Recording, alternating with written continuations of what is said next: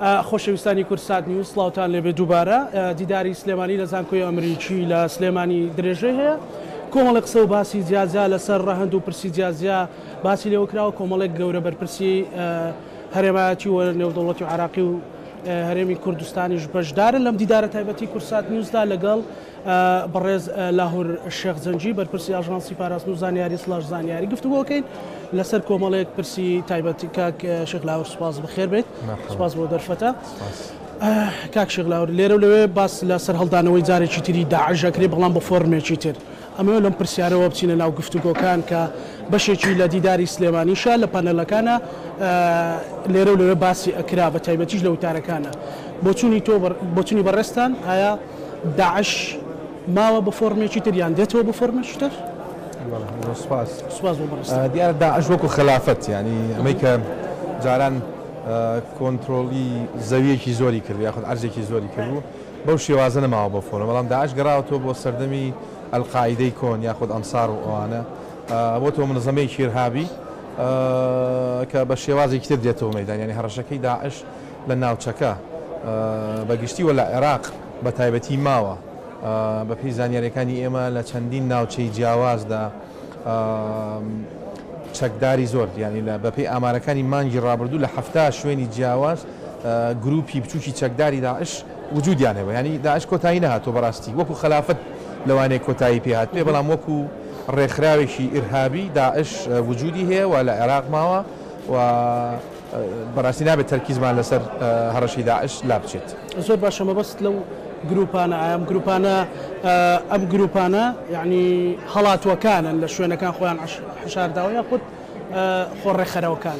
نه ئەمانە ئەو گروپانن کە خەریکی خۆڕەخستنەوە ماوەیەکی زۆرە ینی دوای لە دەستدانی مووسڵ و ئەو ناوچانەی کە لە ئەنبار لە دەستیانداوە لەم دوایەش کە لەم ناوچانی سووریا کە لەگەڵ هێزەکانی سووریا دیموکرات ئەو شەڕە بەردەوام بوو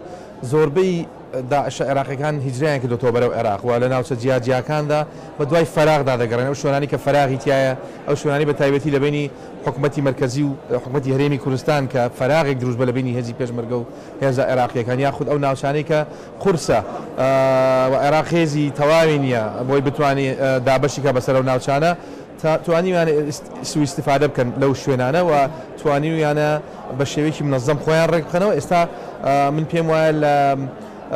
فەیزی خۆڕێخستنەوە هاتوونەتە درەوە لە فەیزی ئەنجامدانی ئۆپراسیۆنی نین بیر لەوە دەکەن و چۆن بتوانن دووبارە دەست بکەنەوە بە ئەنجامدانی ئۆپراسیۆن لە ناوچە جیاوازەکاندا کاتە هەماهەنگی و هاوکاری و هەماهەنگی لەگەڵ ئەوەی نێودەوڵەتی و عراقی هەیە ئێوە هەماهەنگیتان دنیایەوە ئێمە هەماهەنگیەکانمان بەردەوامە بەڵام قورسە چونکە ئەو وەکو باسم کرد ئەو ناوچانەی کە بە تایبەتی لە بینی هێزی پێشمەرگە و هێزە عێراقیەکان بەجێماوە یاخود چۆڵ کراوە ئەوان سوء استفادەیان کردو لەو ناوچانە و زۆر جار ئەرکەکان قورسە بە گوێرەی ئەو هێزەی کە لەو ناوچەیە تۆ لەوانەیە بتوانێت حکوومەتی مرکزی تەنسیق بکەی بەڵام دەبینی هێزێکی نامنەظەم لەو ناوچەیە تەنسیقەکە بەو جۆرەیە کە پێویست دەکات ببێ بۆی بتوانیت تۆ ئەم هەڕەشانە بەڕاستی لە سنوورەکانی خۆمان دوور بخەینەوە زۆر باشە لەوە بیبەستینەوە بە کۆمەڵێک زۆر جار لە دوانی بەرپرسە سیاسەکانمان گوێ لێ بکە عراق بە دۆخێکی هەستیاردا تێدەپەڕەوە ناوچەکەش بە دۆخێکی هەستیاردا تێدەپەڕێ ئەم هەستیاریەت چیە مەسەلە لە ڕووی ئەمنیەوە بۆ خەڵکی ڕوونکەیتەوە ئایا هەستیارەکە بەوەیە کە فۆرمێکی تر لە تیرۆر کە بەردەوام ئامادەی هەیە لە ڕۆژهەڵاتی ناوەڕاست و عراق و دەوروبەریە فۆرمێکی تر لە تیرۆر دێتەکان نەترسیەکانی ئێران و ئەمریکایە دووسێ بابەتە یەکێکیان ئەوەیە کە داعش کۆتایی پیاناتوەکو باسم کردووە داعش بە شێوازێکی تر خۆی ڕێخستۆتەوە لە ناوچە جیاجیەکانی عێراق و لە داهاتوو دەبێتەوە مەترسی بۆ سەر عێراق ئەگەر وریان نەبین بەڕاستی و مەترسی داعش و هێزە توندڕەوەکان پەیوەندی بە مەسلەی سیاسیەوە هەیە لە عێراق ئەگەر استقرارێکی سیاسی هەبێ لە بەغدا ئەم پێم وایە مەترسیەکان کەم دەبنەوە بەڵام ئەگەر بەغدا لە ڕووی سیاستەوە استقرار نەکە و ئارامی بەخۆی نەبینێ بە دڵنیاییەوە دەبێتە فیدەری گروپە توندڕەوەکان و دووبارە ئەوانە سوء استفادە دەکەن لەو ئارامی سیاسی کە دێتە کایەوە لە عێراق و خۆیان بەهێز دەکەنەوە بۆیە کەڵێن عێراق بە کاتێکی هەستیاردا تێدەپەڕێ عێراق 4 ساڵی زۆر ناخۆشی تێپەڕ کرد بەڕاستی ناوچەی نیوەی خاکەکەی لە دەستدا کەوتە ژێر کۆنتۆڵی داعشەوە زۆربەی ناوچە سونی نشینەکان خاپور کراون لەگەڵ عەرز و ئاوارەیەکی زۆر تاکو ئێستا نەگەڕاوەتەوە و ئەگەر مەسەلە سیاسیەکەس استقرار نەکەوە ئارامی سیاسی نەبێ بە دڵنیاییەوە عێراق بە کاتێکی هەستیادا تێدەپەڕێەوە نابێ بیریشمان بچێتەوە لە هەمان کاتە ململانی بینی ئێران و ئەمریکاش لە ناوچەکە لە ئارادایەوە زۆر جار ئەم هێزە ئەقلیمیانە دایانەوێ کێشەکانی خۆیان لەسەر خاچی عێراقدا یەکلایی بکەنەوە ئەوەش مەترسیەکە کە عێراق دەبێ بەڕاستی زۆر بە وریاییەوە مامەڵە لەگەڵ ئەو دۆخە بکە و نەبێتە تەرەف کێشەی ئێمە کێشەی تری زۆرمان هەیە لە عێراقکە کێشەی ئابووریمانەیە کێشەی ئەمنیمانەیە کێشەی سیاسی و کۆمەڵایەتیمانەیە کە دەبێت چارەسەری کەین خۆمان نەکەینە تەرەف لەم کێشەی بینی ئەمریکا و ئێراندا. لاهور کاک لاوریانی لە دوای ڕووداوەکانی ڕیفراندۆمەوە تا ڕادەیە گۆشەگیریە کرا سەر هەرێمی کوردستان بەتایبەت لە ڕووی دیبلۆماسیەوە بەڕێستا لەمەوەی ڕابردوو لە بەریتانیا کۆمەڵک بەرپرسی باڵاتان بینی کونسوڵەکان ئەبینن پەیوەندیتانێ ئێستا گۆشەنیگا یاخود نیگا و تێڕوانینی وڵاتانی ئەوروپی بە تایبەت ئەوانەی کاریگەریان هەیە بۆ هەرێمی کوردستان و سیاست هەرێمی کوردستان چییە؟ گۆڕاوە پێمامی تەڕوانینەکان لەسەر هەرێمی کوردستان گۆڕاوە لە بەروەی مەسەلەی ڕێفراندۆم بینیمان چی بەسەر هات و چی بەسەر میلەتەکەمان هێنا ئێستا ئێمە خۆمان بە پێی خۆمان گەڕاوێنێتەوە بۆ عێراق بەڕاستیوە دەمانەوێت پەیوەندەکانمان لەگەڵ حکوومەتی ناوەندی تونند و تۆڵتر بکەین چکە پێمان وایە کە بە باشتربوونی پەیوەندەکانمان لەگەڵ حکوومەتی مەرکەزی دەتوانین کێشەی ئابووری و کێشەکانی تریش کە لە بینماندا چارەسەر بکەین دیارە ئەوانش لەو دیدگایەوە سەیری ئەوە دەکەن ئەم جمو جوڵانەی حکوومەتی هەرێم کە دەستی پێ کردووە بۆ ئاساییکردنەوەی پەیوەندەکانیان لەگەڵ حکوومەتی مەرکەزی بۆ تەمای خۆشحاڵی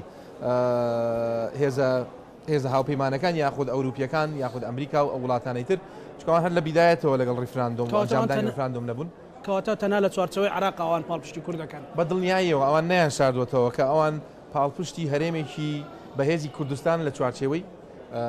عێراقێکی فیدراڵدا ئەمە لە پێش ڕیفراندۆم ئەویان دووپات کردوەوە لە ئێستاشا دووپاتی دەکەنەوە کەواتە بەبینە سەر پەیوەندەکانی نێوان هەرێمی کوردستان و بەغدا ئەو پەیوەندیانە چۆنە بینی بەتایبەتی ئەمڕۆ لە دیدارەکە کۆمەڵێک لە بەرپرسی باڵای پێشوو و ئێستاش لە دیدارەکە حزۆریان هەبوو ئەنی پەیوەندەکان چۆنە بینی و ئەبێت چۆن بێ بۆ ئەنگاوەکانی داات و بۆی ئەو دۆخە هەستیارانی کە جەنابەت باس کرد کە داعش دێتەوە کە هاوپەیمانی نێودەوڵەتی بەو جۆرە تێڕوانینی هەیە ئەبێ پەیوەندەکان چۆن بێ وەستا چۆنە دیارە من وەکو باسم کرد ینی حکوومەت هەرێم هەندێک هەنگاوی باشی ناوە بۆ ئاساییکردنەوەی پەیوەندەکان کە ئەمە ضرورە بەڵام لەوانەیە وەکو حیزبە کوردستانیەکان پەرتو بڵاویەکمان پێوە دیار بێت لە بەغدا کە من پێم وایە ئەمە بە زیانی کورد دەگەڕێتەوە خۆشبەختانە چەند ڕۆژی ڕابردوو ئەو ڕێکەوتنامەی ئیمزاکراوە لەگە پارتی ئومێدەوانین کە حکمت لە جێبەجێکردنی ئەو ڕێکە بەرنامەیە تاقریبان ڕێکەوتنامەیەکی باشە گشتگیرە ڕێکەوتنامەی یەکێتی و پارتی نیە ڕێکەوتنامەیەکە لە بەرژەوەندی کۆمەڵانی خەڵکی کوردستاندایە و ئەگەر دەقی ڕێکەوتنامەکە و خۆی جێبەجێ بکرێ من پێم وایە ئەو کاتێ ئێمەش لە بەغا دەتوانین ببینە چەترێک و هێزە کوردیەکانی تریش بەیەکەوە کۆ بکەینەوە و بتوانین کاریگەریمان زیاتر بێ بۆی بتوانین دەستکەوتی زیاتر بەدەست بێنین بۆ هەرێمی کوردستان زۆر باشە کاک لاوریانی بابینە سەر کەرکووک لەمەوە ڕابردووە لە دوانێکی بەڕێستانێک ئەڵێ لە شەژمانجی داهاتووە دۆخی کەرکووک بە شێوەی ئێستا نامێنێتەوە وردەش هەندێک گۆڕانکاری هەیە بەڵام خەڵکی کەرکووک چاوی لەوێ هێزی پێشمەرگە بگەڕێتەوە هێزی یاسایش بگەڕێتەوە لانی کەم دژەتیرۆ لە هەندێک نقطە هەبێ ئەم گۆڕانکاریانە بەرەو کوێ ئەچن باشە من پرسیار دەکەم پێش 2014 وەزی کەرکووک چۆن بوو ینی پێش هاتنی داعش بۆ کەرکووک پێشمەرگە لە ناو کەرکووک هەبوو لە دەوروبەری لاندێک شوێن دەوروبەر هەبوو باشە ئێمە ئەوەی کە ئێستا دەوتێت پێشمەرگە بگەڕێتەوە ناو کەرکووک برادێنە ئەمە ئەگەر بەتەمانی لەگەڵ عێراق بەپێی دەستور مامەڵە بکەین ئەمە شتێکی واقعی نییە بەڕاستی چکە ئەوەی بەسەر کەرکووک کار لە 2014 لە کاتی هاتنی داعش و بەجێهێشتنی هێزە عێراقیەکان فرسەتێکی ڕەسان بۆ هێزی پێشمەرگە کە داخلی کەرکووک بێ ئەمە بەپێی دەستور نایاسایی بوو بەڕاستی یاری لە پێش 2014 و ڕووداوەکانی 2014ەوە هێزی پێشمەرگە وجودی نەبوو ناو کەرکووک بەڵام لە ئەترافی کەرکووک هێزی مشتەرەک هەبووە بەپێی بڕیاری پارێزگاری ئەو کاتە هێزی دژەترۆر بۆی هەبوو لە ناو کەرکووک چالاکی هەبێ بە هەماهەنگی لەگەڵ هێزە عێراقیەکان ئێمە هیواداری کە دۆخەکە بگرێتەوە پێش ساڵی 2014 چونکە ئەوەی کە باز دەکرێت ئێستا ئەقلیمیان لەوانە ڕێگە پێدراو نەبێ نێودەوڵەتیان لەوانە ڕێگە پێدراو نەبێ و بەپێی دەستوری عێراق ڕێگە پێدراونی کە تۆ هێزی پێشمەرگە بگەڕێتەوە ناو تەواوی ناو شاری کەرکووک و کۆنتترۆلی بکە هێزی ئەسڵەن دەبێ هێزی جێشی عێراقیش ناو شاری کەرکووک دەمێنێ دۆسەی ئەمنی کەرکووک دەبێت ڕادستی پۆلیسی کەرکووک بکرێتەوە کە ئەو داواکاری ئێمە و هێزی پێشمەرگەش هەماهەنگی تەواوی هەبێت لە چواردەوری کەرکووک وەکو 2014 بۆ پاراستنی ناوچەکە ینی ئێمە کار بە ئەوە دەکەین بڕاستی ئەگەر لە غیری ئەوە شتێک بوترێ بۆی کە پێشمەرگە دەگەڕێتەوە ناو شاری کەرکووک ئەمە هەڵخەڵەتانی خەڵکەوە خەڵک حەز ناکەم بەو شتانە چاواشە بکرێت. بەڵام پێشمەرگە توانێت بگەڕێت پێشمەرگە لە چواردەوری کەرکووک لەو شوێنانی کەلی بۆ لەگەڵ سوپای عێراق هەماهەنگیە بێ و هێزەکانی دژە تیرۆر و هێزەکانی تری ئەمنیش بە هەماهەنگی لەگەڵ هێزی پۆلیس و ئەو هێزە عێراقیانەی تر هەن هەماهەنگیانە بێ لە ناو شاری کەرکووک بۆ لە ناوبردنی تیرۆر بۆ بەرەنگاربوونەوەی تیرۆر و پاراستنی ئارامی شارەکە. گەرانتێک هەیە بۆ ئەوەی ئەمە ڕووبدا؟ ئەمە ڕوونەدا کەرکووک زەرەکەەوە عێراقیش زەرەر دەکە بەڕاستی چکە لەوانەیە دۆخەکە چیتر بەو شێوازە تەحمل نەکرێت. ئێستا مەسەن هێزی سەربازی دۆسی ئەمنی کەرکووکی دۆتە دەست دەبێت ئەو دۆخە لا بچێت. ئەم دۆخەش بە چ شێوازێک لا دەچێت بە ئەو شێوازێکی ئێمە بێکەوە لەگەڵ برادانی پارتی وێزەکانی تر لە بەغدا بە یەکدەنجی هەوڵ دەین ئەم دۆخە بێنینە ئاراوەکە دۆخەکە بگەڕێتەوە بۆ پێش 2014 و تەنسیق بێ لە بینی هێزە عێراقیەکان و هێزی پێشمەرگە. زۆر باشە باسی ڕێکەوتنەکەکەین. ڕێکەوتنەکە یەکێتی و پارتی چەند گرینگە و چەند ئومێد بەخشە بۆ کەرکووک بەغدا بۆ ناوخۆی هەرێمی کوردستان و بۆ استقرارەتی ئەمنیش. بەڵێ وەکو باسم کردم ڕێکەوتنی یەکێتی نیە. خۆتان نزانانی ئێمە بایکۆتی پەرلەمانمان کردو ئامادە نەبین پۆستی سەرۆکی پەرلەمان و بەشداری بکەین لە کۆبوونەوەکانی پەرلەمان لەسەر ئەوەی کە ناوەڕۆکی ڕێکەوتنەکە و خۆی نیان دەویست برادران جێبەجێکن. دیارە ئەم ڕێکەوتنە لە خزمەتی کۆمەڵانی خەڵکی کوردستانە. ئەم ڕێکەوتنە هاوسەنگی دەگەڕێنێتەوە شێوازی حکومڕانی لە ناوچەکە. ئەم ڕێکەوتنە وا دەکات باڵانسی هێز ڕاست بێتەوە جارێکتر. ئەم ڕێکەوتنە وا دەکات کە بودجە بە شێوازێکی دادپەروەرانە لە بینی ناوچە جیاجەکانی کوردستان دابش بکرێت. بۆی ئەم ڕێکەوتنە چەند قازانجیە بۆ یەکێتی، ئەوەش قازانجیە بۆ پارتی، ئەوەش قازانجیە بۆ لایەنەکانی تر بۆ کۆمەڵانی خەڵکی کوردستان بەڕاستی. بۆ ئێمە هیوادارین کە ئەو ڕێکەوتنە ینی شایدیش بۆ ئەوە کە ئێمە تاکو ئێستا باسی هیچ پۆستێکمان نەکردو لەگە پارتی، نەباسی وەزارەتێکمان کردو، نەباسی پۆستی پەرلەمانمان کردووە. ئەوەنەی بەلامانەوە گرنگ بۆ کە ڕێکەوتنێکی سیاسی بکرێەوە ئەم کێشانە مەسەرەن ئەو مەسەلانەی کە لە پەرلەمانی کوردستان ئەو یاسانەی کە ڕەهەندی نیشتیمانیان هەیە ناکرێت بە زۆری نەتێپەڕێنین وەکو دەستور وەکو هەندێک یاسای تر دەبێت ئەمانە سازان بکرێت. یعنی ئێمە توانیمانە ئەمانە جێگیر بکەین لەو ڕێکەوتنە. بۆیە ئەگەر ئەو وەک ڕێکەوتنە وەکو خۆی جێبەجێ بکرێن پێم وایە دەستکەوتێکی گەورەیە نەک تەنها بۆ یەکێتی بۆ پارتی بۆ یەکێتی و بۆ لایەنەکانی تر و بۆ هەرێمی کوردستان بەگشتی. بۆی هیوادارین کە ئەو ڕێکەوتنە لیژنێکی تایبەتی بۆ دابندرێ بۆی چاودێری بۆ شێوازی ئێستا ئەگەڕێتەوە پەرلەمان و تەنها سەرۆک گۆرەگرێ. من نازانم ئایا سەرۆک وەردەگرێت یان نە. ئەمە لە کۆبوونەوەی ئەنجومەنی سەرکردایەتی لە 4 ڕۆژی داهاتوو دوا بڕیاری خۆی دەدا. بەڵام وەکو باسم کردێمە تاکو ئێستا باسی هیچ پۆستێکمان نەکردو. ئەوەی بەلامانەوە گرنگ بۆ ڕێکەوتنێکی سیاسی گشتگیر بکەین بۆ ئەوەی ئەو هەڵانەی کە لە ڕابردوو ڕوویداوە ئەو ناحەقی کە کراوە لە ناوچە جیاکانی کوردستان ڕاست بکەینەوە. بەلامانەوە گرنگ نەبووە پۆستەکان، بەڵام بەدڵنیاییەوە 4 ڕۆژی داهاتوو کۆبوونەوەی ئەنجومەنی سەرکردایەتی دەکرێت و زۆربەی پۆست و کاندیدەکان لە کۆبوونەوەی ئەنجومەنی سەرکردایەتی یەکلایی دەکرێتەوە. زۆر باشە. دوا سەرنجی لەو دیدارە دوا سەرنجی بەڕێستان سەبارەت بەو دیدارە چەند گرنگە و گرنگە ئەم کەسایەتیانە کۆ بکرێنەوە بۆ ئەوەی وتاری کوردی و سیاسەتی کوردی زیاتر ڕنگدانە و لەسەر نێودەوڵەتی هەبێت. وەڵام دیدارێکی گرنگەوە بە خۆشبەختانە ساڵ بە ساڵ دەبینین بەرەو پێشچوونی بەخۆی بینیوە و هەموو ڕنگ و دەنگ و گیر و بۆچونە جیاوازەکانی لە یەک سەبەتە کۆ کردوتەوە بۆ ئەم کات و ساتەی کوردستان و عێراقیش پێم وایە ئەم زۆرە دیدانان زۆر گرنگن و دەتوانین ئیسفادەی لێ بکەین و دەتوانین نەخشە ڕێگای لێوەرگرین بۆ دەربازبوون لە قەیرانی دارایی لە قەیرانی ئەمنی و ئابووری و سیاسی. بۆیە بۆ سلێمانیش بەڕاستی بۆتە تایتڵێکی باش سولی فۆرم بۆ هیوادارین کە بەردەوام بێ و هیوای سەرکەوتن دەخوازیین بۆ باقی دیدارەکە. زۆر سپاس بۆ بەڕێز لاهور شێخ زەنجی لێپسراوی ئاژانس پاراستنی ئاژانسی پاراستن و زانیاری سلاش